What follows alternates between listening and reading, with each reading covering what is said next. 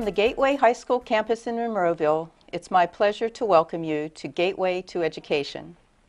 I'm your host and the Superintendent of the Gateway School District, Dr. Nina Zetty.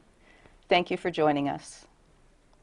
Today we're going to address a topic that is very important not only to school districts but to taxpayers as well: charter schools. Over the past several years, there have been growing controversies surrounding the funding of charter school education.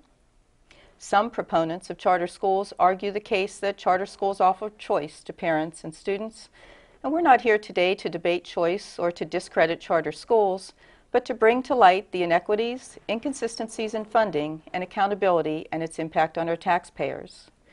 Joining me today is a member of the Board of School Directors who has championed the charter school funding equity cause and has brought to light for the Gateway community the misconceptions connected with charter schools. Please join me in welcoming Gateway School Director, Dr. Oliver Skip Drumheller. Dr. Drumheller, welcome to the show. Thank you for having me. Let's begin today with first defining what a charter school is, so that our listeners do not confuse public with non-public schools. Very good. Back in 1997, the Pennsylvania legislature approved Act 22, which created charter schools. At that point in time, they were brought in to be innovative in public education. Charter schools, cyber schools, are considered public schools. They're funded through taxpayers' funding from the district that the students come from. So the students that we have that are Gateway students that choose to attend a charter school, we are sending the complete amount of funding to that charter school. And there are some differences in requirements between what charter schools, how they operate, and how regular traditional public schools operate. And I believe we're going to discuss some of those today. Thank you. You've done a very nice job in putting a lot of that information out to the public on our website. So if we can bring up the work you've done on the district's webpage, I noticed that you begin with a comparison of Gateway School District's PSSA results to that of Propel, a brick-and-mortar charter school, and PA Cyber Charter School. Do you mind elaborating on these results and the recalculation you mentioned? Absolutely. This is slightly technical, so I need to take a look at a note on this.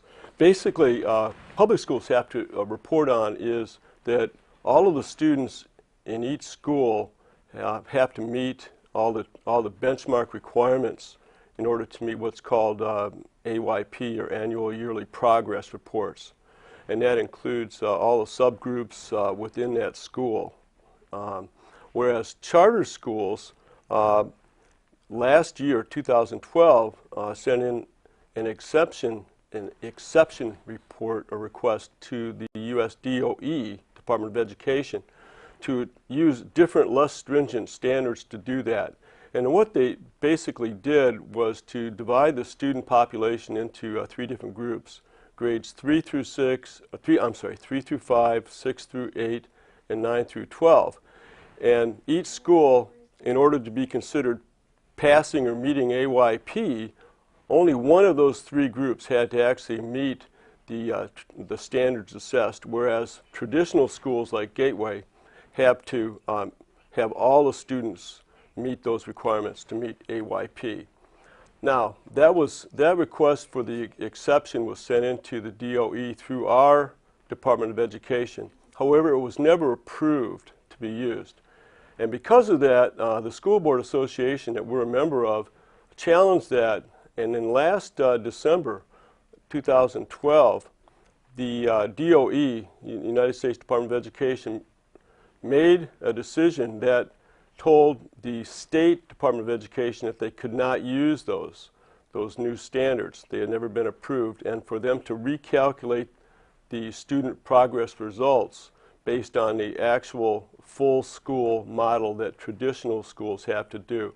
So the chart that we have beginning on the web page shows that the traditional public schools and charter schools outperformed all of the charters and cybers. With the recalculation, we found that only 30% of brick and mortar charters were approved, and none of the cyber schools were approved for meeting AYP. Wow. So parents cannot be choosing charter schools for higher student achievement as reported by at least performance on the PSSAs. There are other requirements that charter schools do not have to adhere to that our regular school district does. For example, do you know that the teachers in cyber schools are not evaluated using the Act 82 educator effectiveness standards that brick and mortar public school teachers must follow? That's correct. Yes, ma'am. So let's talk a little bit now about funding. Auditor General Jack Wagner conducted an audit on charter schools in Pennsylvania and released a report stating that this state has spent substantially more than the national average on charter schools. Well, let me rephrase that to indicate that Pennsylvania taxpayers have spent more than the national average. Apparently, we can save $1 million a day if charter school funding was in line with the national average. Would you mind, Dr. Drumheller, elaborating on this for us? The home school district sends the full amount of funding to the charter or cyber school. The charter and cyber school costs are actually less to educate the student than they are for traditional public schools.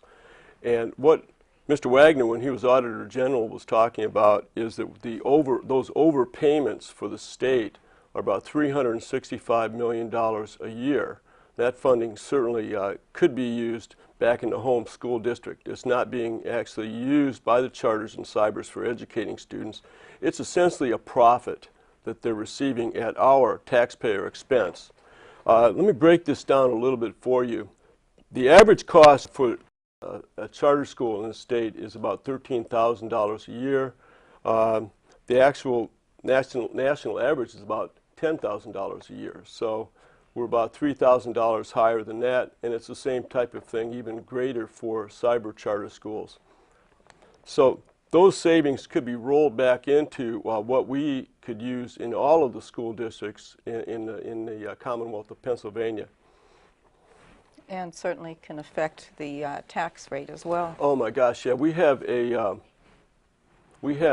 situation in this school district that most everyone is aware of. We're looking at a tax rise, approximately 2 mils this year, which definitely impacts people like myself, a senior citizen. So we're certainly concerned about state funding and all the things that chip away at that state funding and that falls back down on the local districts. In the school district, we're looking at approximately a 2% tax increase in order to balance our budget. And when we started our budget this year, we were approximately $3.7 million in deficit, which ironically is approximately what we anticipate having to pay in charter school tuition next year. Dr. Drumheller, at a recent board meeting, you led the Gateway School Board in adopting a resolution on charter school reform. Your passion for educating the public on this topic is to be commended. What exactly does the resolution say, and how will it further the cause for public education? What we're looking for is just a level playing field for not only the school districts but also the taxpayers in the Commonwealth. It's important to note that when you look at the cost issues that we just discussed previously, there's also a difference in the way that the accountability is set up. There's a lack of a requirement for audits of charter cyber schools as there is for annual audits in traditional public schools. That's one thing. The governance needs to be made stricter, more in line with traditional values. And also the fact that the charter cyber schools, with the profit that I mentioned earlier, that profit margin is actually spun out into additional side management companies for the management of services within the cyber and charter schools that are traditionally handled within our own schools on campus. So there's a whole lack of control that we're dealing with here.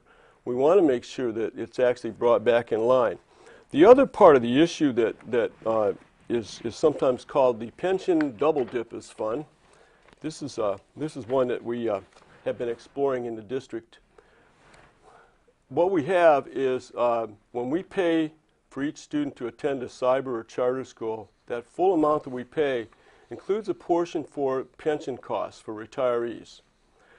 We do not get any reimbursement for that as we used to a few years ago. So we're paying the full amount without reimbursement from the state to the cyber and charter schools. However, the cyber charter schools receive 50% reimbursement back from the state. So essentially, they're getting what's called a double dip at taxpayer expense. We want to make sure that is corrected. On the website, we have a number of different things. We have a summary sheet. We have links to different articles. We also have a link to the resolution that the school board passed 9-0 at our last meeting. There's a chart there that shows for the past school years beginning 2008-9 all the way through 2012-13, our current year, and also a projection for 13-14 budget year. You notice when you look at the chart, the total amount of charter school expenditures during that period of time is a little bit over $11.3 million. The reimbursement, there used to be a partial reimbursement to the school district. That stopped after the 2010-11 school year, and we no longer receive any reimbursement. The total amount of reimbursement that we have received over the entire time span is about $715,000 compared to the $11 million that we have actually paid out. So there's a definite inequity there, and when you look at the lack of results that are purported for charter cyber schools compared to traditional public schools, you can certainly see that there's some inequities that need to be addressed. Well, Dr. Drumheller, do you know that in addition to the inequities that you cite, that reconciling any errors that occur in the billing actually is almost impossible? I can cite 3 examples that have occurred just in the past 2 years here at Gateway. First of all, we had some students whose grandparents brought them in and assumed custody of the students. The students then moved to South Carolina. The students were attending a cyber charter school while here. Once they moved to South Carolina, we notified the charter schools that we were no longer financially responsible for that tuition, yet the state was not willing to make any adjustments, and the charter schools said they had no evidence that the students had moved, even though we sent the information on. So that's one example. Within the district, we've had people move into the district, rent apartments. We've sent our homeschool visitor to the apartments only to find no one is living there. We contact the charter school or the cyber school to say those students are no longer part of our school district, yet no adjustment is made to the tuition and the charges. And finally, just recently, we had a student move to Penn Hills, and we contacted the charter school. We sent all the documentation to the charter school, and their response is, we do not have any evidence that it is not a Gateway student. So we continually have to pay for students' tuition for students who are not even attending Gateway School District. Those are very good examples. What we've also noticed is that this fits into the accountability standard. When you have tax dollars and you're spending those, you need to be accountable for those. It needs to be transparent so the public can actually see where the money and the activities are taking place. So that's the governance and accountability that need to be brought into play here. There also need to be some standards statewide for charter and cyber schools as far as their operations are concerned. Otherwise, you have just a mismatch or a mismatch of different regulations or non-regulations covering these entities that taxpayer dollars are going to. Well, Dr. Drumheller, with that, we're just about out of time. I want to thank Dr. Drumheller for taking time to share his thoughts on charter schools with us today. We certainly learned why the public needs to join us in our efforts to convince our legislators to pass reform measures for funding charter schools.